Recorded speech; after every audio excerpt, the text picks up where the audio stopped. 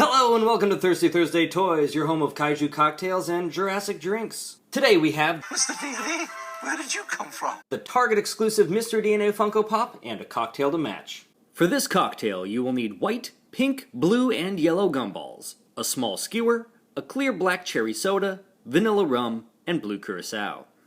So start by making your Mr. DNA gumball skewer. To do this, you'll just need to stab your skewer through the gumballs in whatever color order you choose. I found that the gumballs were surprisingly not as hard as I had anticipated. I mean, they're still fairly hard, but being hollow definitely helps. Make sure you don't stab yourself with the skewer when it comes out the other end. Then, set that aside. In your glass, start with 1 part vanilla rum. Add in 3 parts of your clear black cherry soda. Next, you're going to want to sink a tiny bit of blue curacao to the bottom by pouring it along the inside of the glass. After that, place your Mr. DNA bubblegum skewer in and bingo, Mr. DNA. Cheers. I have been waiting for a 3D representation of Mr. DNA for so long. I don't care that it doesn't translate into Funko Pop form that well at all.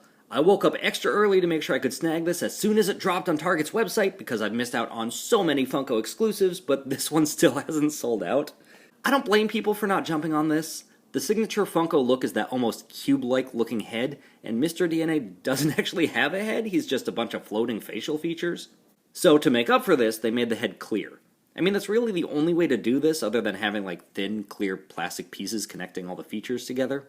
Now this guy's head is plastic and not vinyl, and unfortunately does have these really obvious seam lines.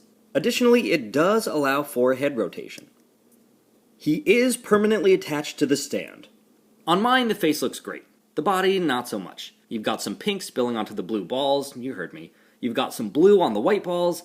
Normally, I wouldn't mind some paint bleeding, but that's literally all there is to him. I hope you have better luck in the QC department. I'm not sure if this dude will show up in stores, but if so, then you can get a good look in person. I really hope they make this dude in pocket pop form to scale better with the other Jurassic Funko figures, otherwise he's way too big. And yeah, I know, for some reason I'm obsessed with scale, which really sucks with Funkos since they're all roughly the same size. I mean, here's what I have going on with my Funko shelf. You know, what I really hope for is a mini Mr. DNA as an accessory in either the Legacy Collection or the Hammond Collection. An in-scale, proportionate Mr. DNA would be killer.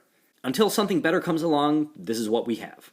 I mean, all things considered, it's nice that Funko did this. They could have given us another randomly colored Marvel character, or a Conan O'Brien dressed as a Target employee, or a Rick and Morty set with slightly different facial features. So, for them to release a full figure of something we got like 2 minutes of screen time of, in a line that we thought they were done with, is pretty nice. So, in summary, it's a weird figure, but if you're as desperate as I am for Mr. DNA, definitely worth picking up for like, what, $10? The price has fluctuated from like 8 to 12, so I'm not sure what it's going for by the time you're watching this video.